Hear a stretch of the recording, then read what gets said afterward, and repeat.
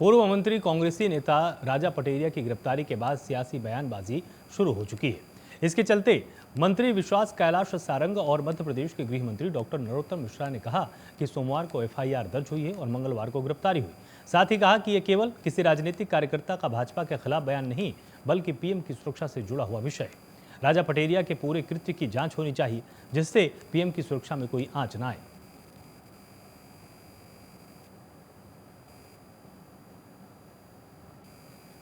उन्होंने राजा पटेरिया जी, जिन्होंने प्रधानमंत्री नरेंद्र मोदी जी की हत्या की साजिश रची, उन पर कल एफआईआर दर्ज हुई थी और आज सुबह पन्ना पुलिस ने दमोह जिले के हट्टा, जहां पर वो रहते हैं, वहां से उनको गिरफ्तार किया है। निश्चित रूप से राजा पटेरिया जी ने वो अपराध किया है जो कि कानून की परिधि में आता है। ये केवल एक राजनीतिक कार्यकर्ता का बयान नहीं है, ये केवल भारतीय जनता पार्टी के नेता के खिलाफ बयान नहीं है, बल्कि ये देश के प्रधानमंत्री की जान, उनकी सुरक्षा से जुड़ा हुआ विषय है। और जिस प्रकार से राजा पटेरिया ने कांग्रेस की कार्यकर्ताओं की मीटिंग के बीच उन्होंने जिस प्रकार से कार्यकर्ताओं से ये कहा है कि हत्या के लिए तत्पर रहो, तो इसमें कहीं ना कहीं ये भी शक पैदा होता है कि क्या देश भर के कांग्रेस के कार्यकर्ताओं को ये ट्रेनिंग दी जा रही है। मोदी जी तो पूरे देश में दौरा करते हैं, प्रवास करते हैं, तो क्या 10 जनपद से सोनिया गांधी और राहुल गांधी के नेतृत्व में इस तरह की एक मुहिम चलाई जा रही है। आज सुबह 6 बजे हटा दमोह से पूर्व मंत्री राजा पटेरिया जी की गिरफ्तारी की है। वर्तमान में उन्हें पवई में है वो। आज पवई की कोर्ट में उन्हें पेश भी किया जाएगा। जो पूर्व में उन पर धारा लगी थी, उसमें 2 धारा 115 और 117, ये वो धारा है जिसमें जनता को ऐसे कार्य के लिए उत्प्रेरित करना जो मृत्यु या आजीवन कारावास या उस तरह के जीवन पर खतरा लोगों के होता है, उसके लिए प्रेरित करने वाली ये 2 धाराएं उन पर और बढ़ाई गई हैं। कांग्रेस के पूर्व मंत्री राजा पटेरिया के विवादित बयान को कांग्रेस ने अनुशासनहीनता माना है। इसे लेकर कांग्रेस ने 3 दिन के अंदर पटेरिया से जवाब भी मांगा है। वहीं संतुष्ट जवाब न मिलने पर निष्कासन की कार्रवाई करने की चेतावनी दी है। आपको बता दें कि विवादित बयान के बाद पुलिस ने कार्रवाई कर राजा पटेरिया को गिरफ्तार किया है।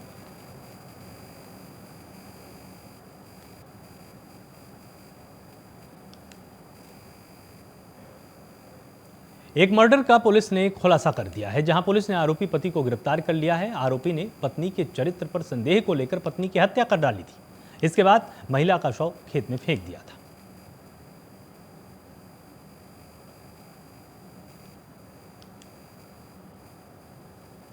ये 8 तारीख की घटना है। कोहानी गांव में शाहपुरा थाना अंतर्गत खेत के कोठार में ये एक युवती की लाश पाई गई थी, जिसका चेहरा जो है जला हुआ था, चेहरा और गला का एरिया। क्योंकि इसकी पहचान नहीं हो पा रही थी। इस केस में आरोपी जो है निवास क्षेत्र का रहने वाला है, अजय सिंह मार्को, और जो मृतका थी वो उसकी पत्नी कंचन थी। इन दोनों का तकरीबन 1.5 साल से आपस में संबंध चल रहा था और दोनों रायपुर में काम करते थे एक फैक्ट्री में, वहाँ पे उनका परिचय हुआ था। और आरोपी जो है मूलतः इससे शादी नहीं करना चाहता था, परंतु जो कंचन थी मृतका, वो शादी करना चाह रही थी। और इन्हीं सब कारणों से शादी के बाद भी इन लोग का आपस में विवाद चलता रहा और जिसकी परिणति हत्या के रूप में हुई है। उज्जैन में निबंध प्रतियोगिता परीक्षा का आयोजन किया गया, जिसमें सिर्फ गैर मुस्लिम को भाग लेने को कहा गया। वहीं मामला संज्ञान में आने के बाद वार पलटवार का दौर शुरू हो गया। इसमें बीजेपी ने मामले की जांच के आदेश दिए हैं, वहीं कांग्रेस मामले को लेकर हमलावर है।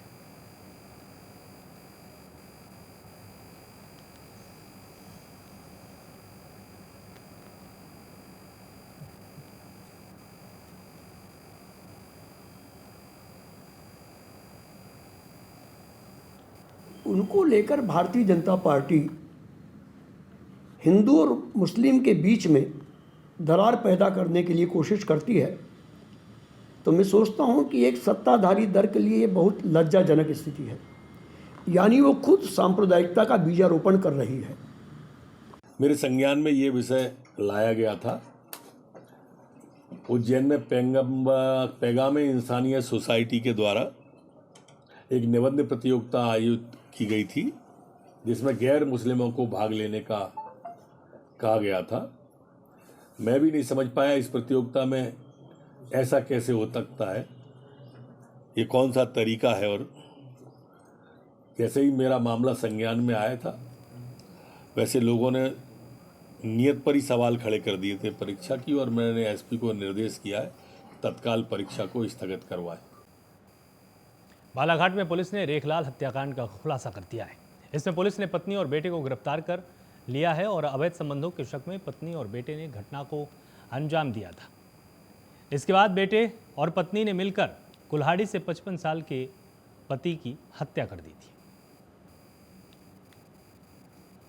विवाद होने पर रेखलाल की हत्या उसकी पत्नी ने कुल्हाड़ी मारकर की और उसके बेटे ने उसकी लाश को नहर के पास फेंकने में उसकी मदद की थी। घटना का खुलासा करने में प्रभारी सीएसपी अभी जो वर्तमान में गौरव पाटिल, हमारे प्रकाश वास्कले टीआई ग्रामीण और उनकी टीम ने मेहनत की है, उनकी सराहनीय भूमिका रही इसमें। शिवपुरी में आपसी रंजिश के चलते बाइक सवार पर बंदूक से हमला किया गया। इसमें बाइक सवार गंभीर रूप से घायल हो गया, जिससे शिवपुरी जिला चिकित्सालय में भर्ती कराया गया। वहीं सूचना मिलते ही पुलिस ने मामला दर्ज कर जांच शुरू कर दिया है। बताया जा रहा है कि विजय सिंह जाटव अपनी बाइक पर सवार होकर शिवपुरी जा रहा था, तभी पीछे से आए बाइक सवार 2 बदमाशों ने विजय पर कट्टे से फायर कर दिया। इसमें वो गंभीर रूप से घायल हो गया। वहीं युवक ने बताया कि गोली मारने वाले से पुरानी रंजिश चल रही है, जिसके चलते आरोपी ने अपने साथी के साथ मिलकर उसका पीछा कर हमला किया।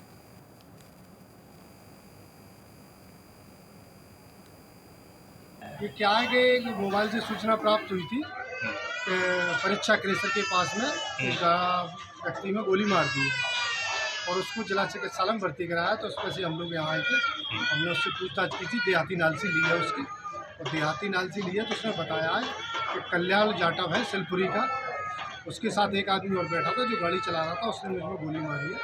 उसको जिला चिकित्सालय में भर्ती कराया, एक्सरे वगैरह उसका कराया हुआ है और उस पर से अपन ने देहाती नाल से कायम किया। कितनी गोली लगी है उसको? 307 का कायम किया जाएगा। एक गोली लगी है उसके, अच्छा, दाहिने कंधे पर लगी है। तो कितने लोग थे वो बाइक सवार? दो लोग बताए हैं बाइक पे, और पीछे वाला कल्याण जाटव था, उनकी पुरानी रंजिश चल रही है। खबर बुरहानपुर से, जहां स्टेडियम ग्राउंड के पास स्थित गुटखा व्यापारी की दुकान में हुई चोरी का पुलिस ने खुलासा कर दिया है। पुलिस ने चोरी का खुलासा करते हुए 3 आरोपियों को गिरफ्तार किया और बता दें कि चोर दुकान से लगभग 15.5 लाख रुपए के पान मसालों की चोरी करके फरार हुआ था। व्यापारी की शिकायत के आधार पर कार्रवाई करते हुए पुलिस ने सीसीटीवी खंगाले और चोरों को महाराष्ट्र से गिरफ्तार किया है। वहीं पुलिस ने आगे की कार्रवाई शुरू कर दी है। जो 2 नवंबर की रात को 15 लाख के आसपास का गुटखा और पान मसाला चोरी हुआ था, उसके अंदर अभी 3 आरोपियों को गिरफ्तार कर लिया गया है। आरोपी आसिफ, शेख मुजाहिद और आरोपी इरफान, ये तीनों को गिरफ्तार कर लिया गया है। इनसे लगभग 3-3.5 लाख के आसपास का जो पान मसाला है उसकी जब्ती कर ली गई है, और क्योंकि वो लगभग 1 महीने पुराना है तो काफ़ी जो है वो आउटडेटेड माल हो गया है, तो वो सारी जब्ती हो गई है। अभी बचे हुए जो 4 आरोपी इनके द्वारा बताए गए हैं, जिनके पास में और पान मसाला था और उन्होंने आगे एक व्यवसायी को भी बेचा है, ऐसी जानकारी भी इनके द्वारा बताई गई है। तो उसके लिए पुलिस प्रयास कर रही है उन चारों आरोपियों को साथ साथ में उस व्यवसायी को गिरफ्तार कर। भोपाल और मध्य प्रदेश में सुबह झमाझम बारिश हुई और शहर में कल बूंदाबांदी भी हुई थी। पूरा दिन बादल छाए रहे। इसके बाद मंगलवार सुबह से ही तेज बारिश होने लग गई। बारिश के बाद तापमान में गिरावट दर्ज की गई।